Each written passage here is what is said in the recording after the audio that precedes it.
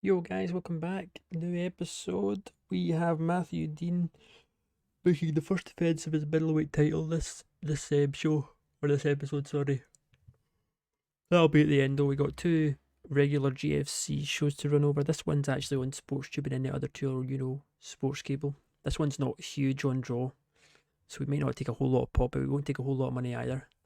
Mainly because I think when I booked this up, we had a lot of shows around it booked in, so this was kind of the leftovers, you could say, with one or two guys making their debuts. Fujishima and Roberto are main eventing. Roberto, if he wins this, he's probably going to fight Yamada in Yamada's first title defense.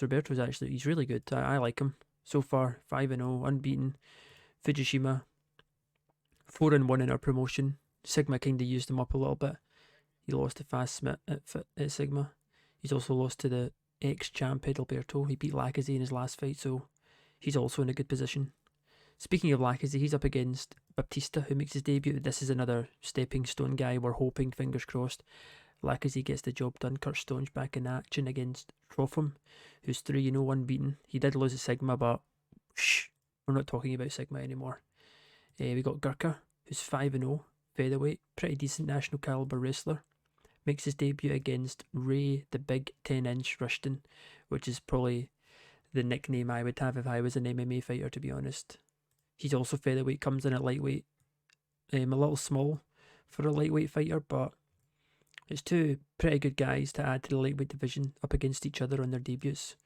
Connor Stith back in action against Torino. The loser of that will get cut. We got Tucker Plum making his debut. He's average, not really specialising in anything. He's a 1-0. He's up against Cheng, who's a high level Muay Thai. You would expect he would get the upper hand over Tucker Plum. But we'll see. We'll see how it goes. Edson still unbeaten. 1-0. He's up against Claudio, who also makes his debut, but he's a bit meh as well. High level Muay Thai. Afonso is also coming in 4-0 at lightweight, making his debut. High level wrestler against Kariba. If Kariba loses, he's going to be close to getting cut. I don't know if we will, but we'll see. We'll see. Yeah, this show, like I said, commercially 55%. So we just hit the national we needed. But with 2,000 in attendance, sorry, I keep yawning as you cautious. What a day it's been. But yeah, we should take a nice pop on SportsTube here. I don't think we'll take the 2% like we did last episode on one of the shows, but we'll see. It was a pretty straightforward card. Storino beats Stith, which means Stith gets cut. Cheng on his debut got the upper hand of Tucker Plum to give him a loss on his GFC debut. Claudio Sanchez wins his debut. He beats Edson Edmilson, who I was expecting to win to give him his first loss. Afonso loses to Kariba, which I was not expecting. Kariba gets a win, a much needed win, to be honest. Kurt Stonge beats unbeaten Tropham as well. Lacazette loses against the stepping stone character here, Batista. So that's not great. Lacazette is proving a bit of a letdown now. And Roberto Valdez stays unbeaten. A good knockout kick finish in the first round against a pretty solid opponent in Fujishima. 1.9 pop, I'll take it, just shy of 2%. It's going up and up, which is nice. As for, we'll give Batista, he was the huge underdog. I mean, I wrote him off, and even though it's kind of annoyed me, he's screwed up Lacazette's record even more. It's even more scuffed looking, and I was hoping to get him back on the winning ways, on the choo-choo train to momentum, but it's not to be. Ray Rushton, actually, the big 10-inch, he lost to Gurkha by split decision. Ray was dominating the stand-up game. Gurkha was just successfully landing all his takedowns, so he lost, which was very close. Could have gone either way, honestly. We'll give Storino submission since he's keeping his job with that win. We'll give Sanchez KO, should we? Even though it wasn't. In fact, no, even though Aldes only got a decent rating, we'll give it to him because Fujishima's a hard guy to beat. And we'll give. Yeah, no, we'll keep Batista on fight of the night, I think. Anyone else that will be good on their achievements? Nah, that's fine. Okay, it's only 153k. Lacazette, who lost, takes away 10k. Some of the guys that were brought in who made their debuts, who already have decent records and name value, take a bit of money too. But it was more about the pop when we took pop, so happy days. Alright, here we go. Next card before we get to the middleweight title shot. We actually have technically a number one contender for the middleweight. Um, I say technically because our main event is Mac Fuller 7-0. Someone I never expected to get this good a record going. He's the only guy who's won this much fights in a row without getting a title fight. So you would have to very much argue if he beats Jamison Cox here, he'll fight the winner of the next card. He deserves it, to be honest. He's beaten some good guys. He beat Ito by knockout punch, which gave Ito his first loss, and to this day I don't believe anyone else has beat Ito. He beat Otto Cascudo, he beat Nigel Malley, he's beat Terence Bushman and Jericho in his last two fights. He's really not been handed easy fights like a lot of guys have to sort of build their records up. So he really very much so does deserve it, and it's the stars are kind of going to align for him if he does win, because Zacho, who's obviously he's come back from his suspension, he's had a very good year, and I believe Zacho's on like a 5 or 6. He's not lost either, Zacho, but he's only fought maybe 5 times or something because of his drug suspension. And he's also, I believe, ahead of Mac Fuller on the rankings, but he's booked into fight maybe next month or the month after. But because Matthew Dean is defending his belt next show, literally I think it's tomorrow, it's Saturday in game, it'll set up perfectly for Mac Fuller to be booked in next to fight him. And it's much, much overdue. But having said that, he needs to go through Jamison Cox, who makes his debut. He's a world caliber boxer, and he's the highest ever name value guy to come into the game in the UK so far. And I believe even now, even though he hasn't fought, I don't think we have anyone else that's mid-level national in the UK right now. Some are very close, maybe one fight off. But the bad thing about Jamison is he's not good at all. Even though he's a world caliber boxer, his boxing skills not really that good. And he's got absolutely no ground game at all. But today that's not really going to matter. It kind of works to his favour because Mac Fuller's very much a stand-up boxer. But he does have ground game if he needs to do it, which he'll be able to put to good effect against someone like Jamison. But we'll see. The good thing with Jamison is because he's 41% in the UK, it's very, very unlikely that he'll lose his mid-level national status when he loses one fight, because usually fighters only lose about 6% of their name value, usually. It all depends on some factors, but averaging it's about 5%, so he'll stay as a mid-level national, so we'll get quite a few decent drawn main events and co-main events out of him before he probably goes on a losing streak. Let's be honest, guys. Even if he joins the best camp in the game, his skills aren't going to improve quick enough. So we'll see. But then we got Seto, we've got quite a few debuts this show. I've started signing a lot more guys that have records, like maybe already have a few fights, because we're just kind of bringing in a new wave of guys regardless of their skills, so that the guys that are getting cut are getting replaced, and then the people at the bottom of the rankings who are pretty good can sort of use them all as stepping stones to get good momentum going, so that we don't have like weight classes full of 50 guys and 45 of them all have scuffed records, like 4 wins, 4 losses, and then there's just maybe 3 or 4 guys in the whole division that stand out as being like actually having decent records. It's just a bit meh. I don't really, and the idea is kind of off-putting, so I'm going to try my hardest to make sure that doesn't happen. But anyway, let's quickly get on. We bring in Seto, initially featherweight, comes in at lightweight, of course, and he's a world caliber wrestler. He'll be another good addition. I swear, in about 3-4 years' time, our lightweight class from rank 1 to 25 is going to just be world caliber fighters all across the board. It's going to be crazy. And he's up against Gygax, let's go G-Force, who handed Sakata a loss on his debut when Sakata was the big favourite, and then he also beat Truck Gleason on his last fight when Truck Gleason was also the huge favourite. So he's known to cause a lot of upsets. So we'll see how that goes. Then we got Sato, he's pretty rubbish. He's been booked in just really to be used as a stepping stone for Bam Bang to stay unbeaten and boost himself up the rankings. Then we got Batista, 4-2. He's getting on a bit, but he's one of those guys. It's still not bad. Like, he can still win. But he's up against Zacharias Gomez, who got back on winning ways on his last fight after suffering his first loss. So hopefully he can keep boosting up in the lightweight class. We got Tyler Grafton as well, up against Sene. Hopefully Grafton can win to stay unbeaten. The exact same situation with Brandon Sugar. Then we got this guy here. I have no idea how to pronounce his name. Arion, Russian, 0-0, high level sambo. He's been booked in a pretty easy fight against the NA, so he should get the job done, and then the NA will get cut. Then we got Ernest Horde against Joseph Minkowski. Minkowski, of course, unbeaten. Probably will stay unbeaten. Then we got Tristan Bistow, who comes in at welterweight. He's a national caliber jiu-jitsu fighter. Good addition to welterweight. Pretty solid guy. So we'll see how far we can sort of boost him up. And he's got pretty much a stepping stone fight against Blessu. And then we got Evora also making his debut from Brazil. High level Muay Thai, who, I mean, that's more just a filler fight. And he's up against Shinri, who we're looking to cut after this show. Well, we do hit high level national, which is nice. We should take a good chunk of money since we're looking for that goal of 8 million. This card, it went pretty much to plan. The guys that we wanted to lose to get cut, that worked out. But we had two pretty big upsets, I'm not going to lie. But it's Mark Fuller again got the job done. He's 100% in line to fight Matthew Dean. Or if Matthew Dean loses, doubtful. Very much doubtful. But if he loses in the next card, then it'll be whoever wins. Whoever wins will fight Mac Fuller or defend their belt so much against Mac Fuller.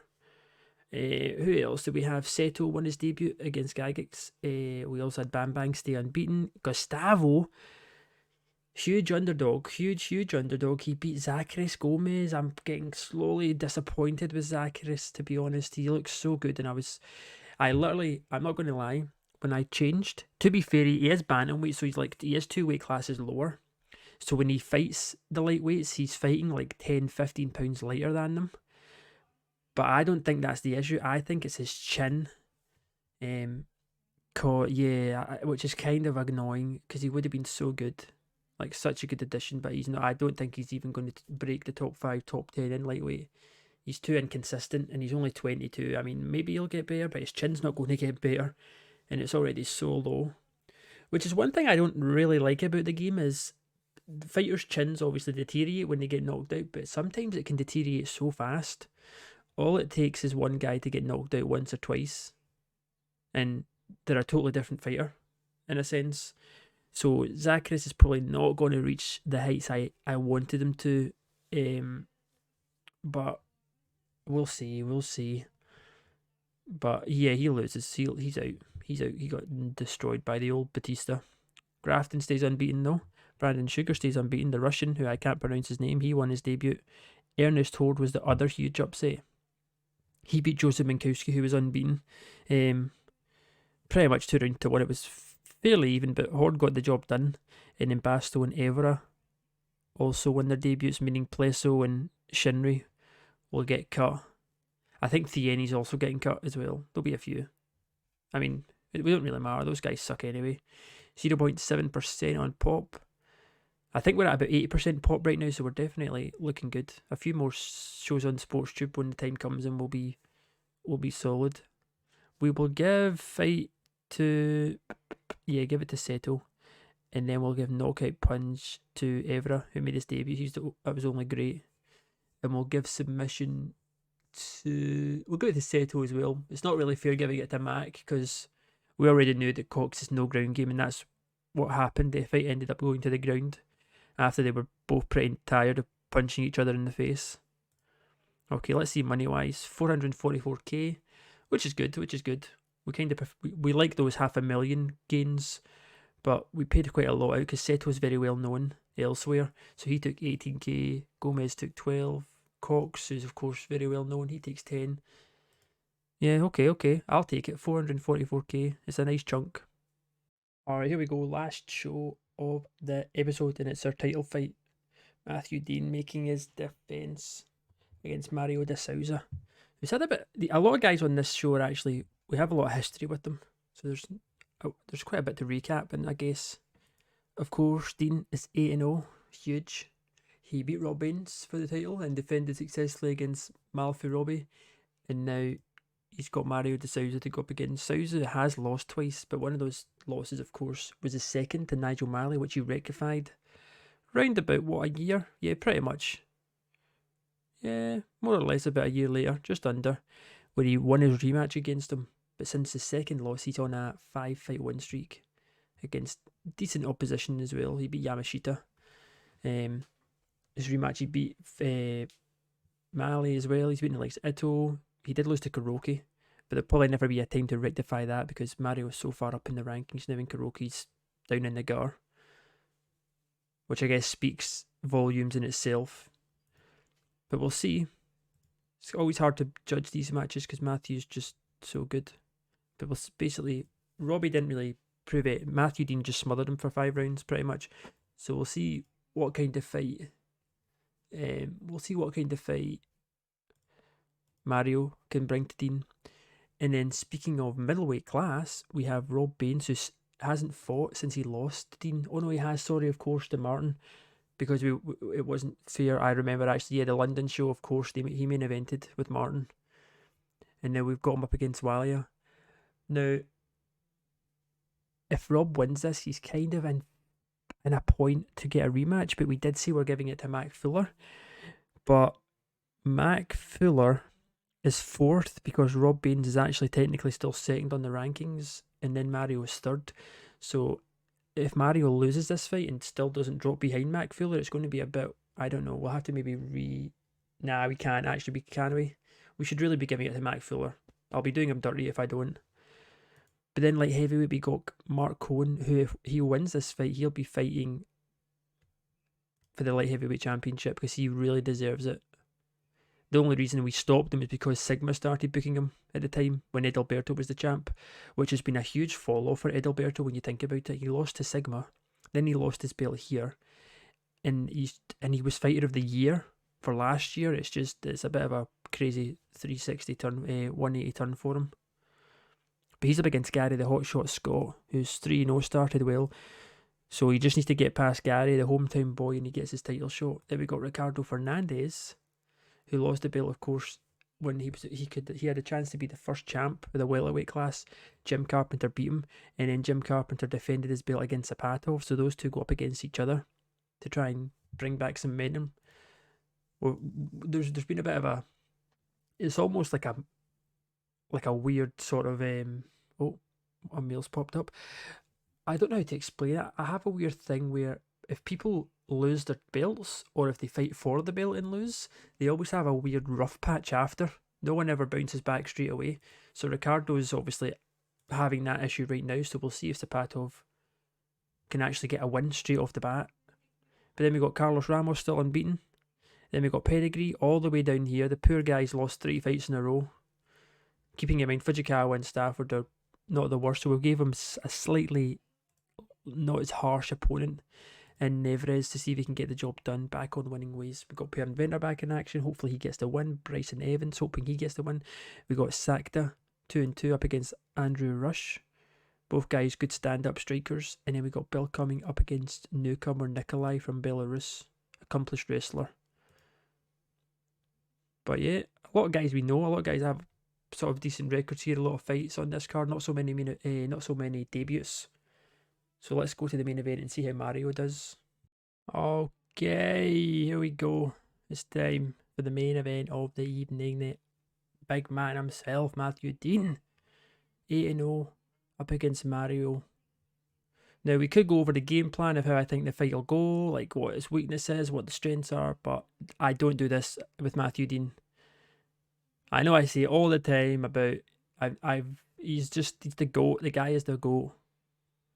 He's just, let's start and just see. It's really just a case of not so much when he wins, it's just a case of how he's going to win and how his opponent's going to deal fighting against him.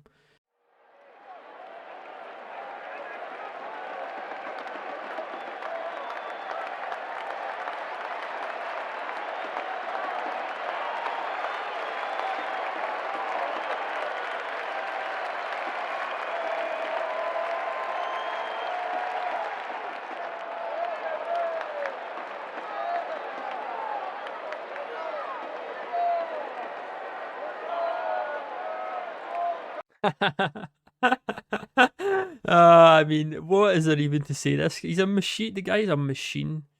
He literally just he dismantles everyone like they're nothing. And like Mario is not bad. He's not a bad fighter. He's like really not. If you take Dean out the equation, Matthew's like a top 2, top 3 middleweight fighter in the promotion right now. Oh my gosh, he just makes everyone look. It looks like he's fighting baby infants that just came out their mother's womb.